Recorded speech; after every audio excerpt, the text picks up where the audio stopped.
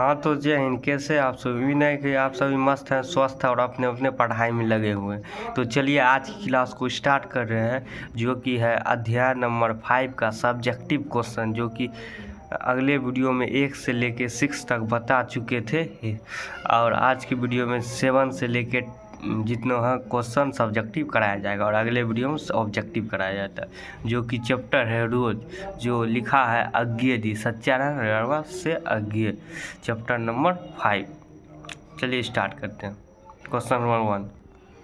चलिए 7 नंबर, आशा स्पष्ट करें। क्या है? मुझे ऐसा लग रहा था कि इस घर पर कोई छाया मंडरा रही है। वह ज्ञात रहकर भी मानो मुझे भी वश में कर रही है। मैं भी वैसा ही नीरस निर्जीव सा हो रहा हूँ, जैसे वहाँ, जैसा यह घर, जैसा मालती। तो चलिए आंसर क्या है? आंसर यह पंक्ति अज्ञे द्वारा रचित पाठ रोज कहानी से लिया गया है। लेखक मालती के घर दूर रिश्तेदार के भाई के रूप में आए हैं।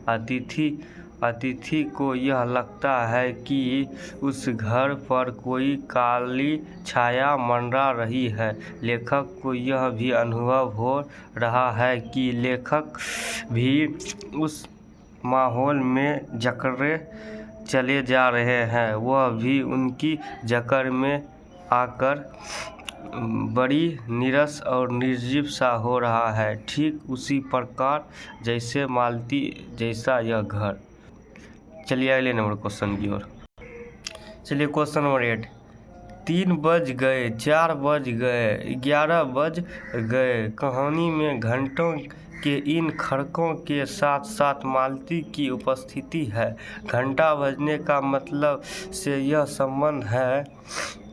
इससे यह स्पष्ट होता है कि मालती हर समय घंटा गिनती रहती थी, क्योंकि समय काटे नहीं काटा, साथ ही उसके आगे की योजना पर भी काम करना होता है। घर में नौकर है नहीं, बर्तन मांजने, कपड़े धोने, भोजन बनाने का काम सब वही करती है। घंटा बजने पर उनकी 2 मानसिकता रहती है। पहली यह कि चलो अब यह कर ले, और हर घंटे गिनना उसको आभास कराता है कि अब इतना समय हो बीता।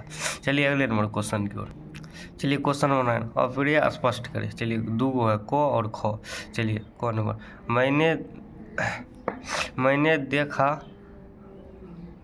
देखा पवन में चीड़ के वृक्ष गर्मी से सूखकर मलमेटे हुए। चीड़ के वृक्ष धीरे धीरे गा रहे हैं, कोई राग जो कोमल है किंतु करुण नहीं, असीमित है किंतु उद्योगम नहीं। चलिए उत्तर।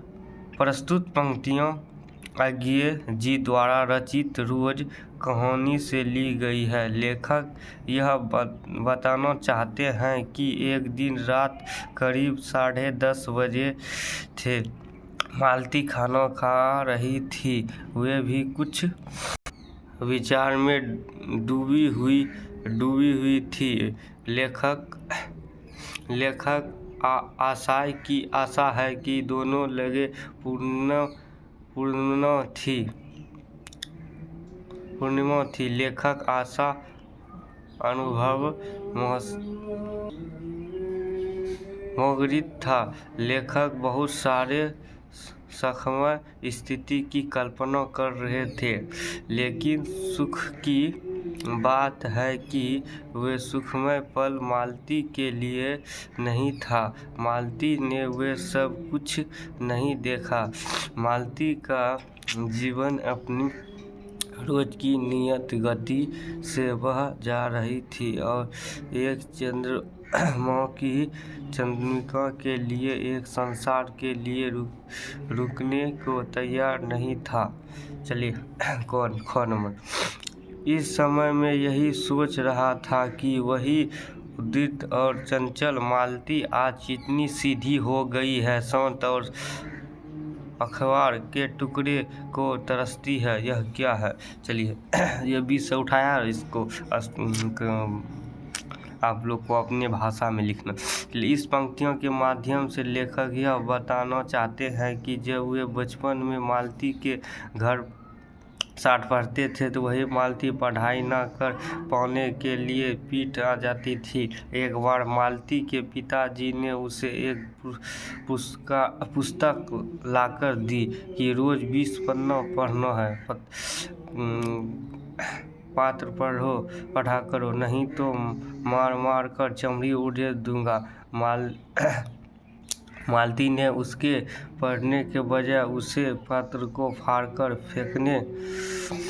फेंकने लगी थी, और जब पिताजी ने उसे पूछा कि किताब समाप्त कर ली तो मालती बोलती है कि हाँ कर ली। पिता ने कहा पुस्तक लाओ, प्रश्न पूछता हूँ, तो मालती चुपचाप खड़ी रही।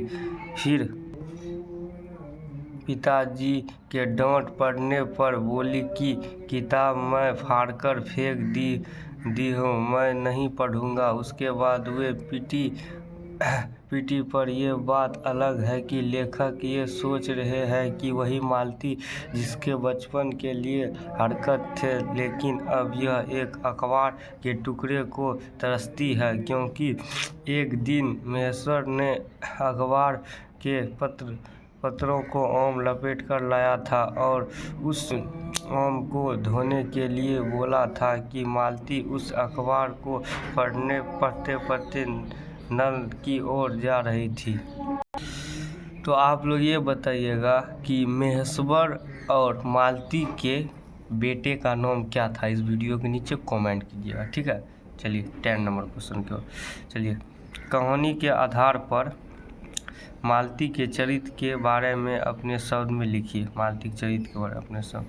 चलिए मालती इस कहानी की प्रमुख पात्र है। वह कथा में प्रारंभ से लेकर अंत तक विद्यमान है। मालती एकाकी जीवन से त्रस्त एक नारी है। उनका पति काम से इतना अधिक व्यस्त रहता है कि उसका पूरा ख्याल नहीं रख पाता है। मालती एकाकी जीवन बिताने के कारण अपने में खोई रहती है।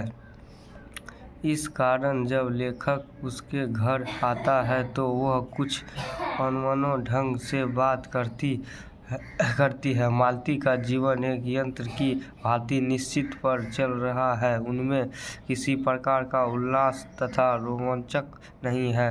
वह एक कुशल गृहिणी, वह घर के समस्त कामों में बड़े ही कुशल ढंग से करती है। उसके अंदर दिन प्रतिदिन संवेदनशील कम होता जाता है। तभी तो वह अपने एकमात्र बच्चे के गिर जाने पर बड़े ही सहज शब्द में कहती है, इसको तो चोटें लगती रहती है, रोज ही गिर पड़ता है।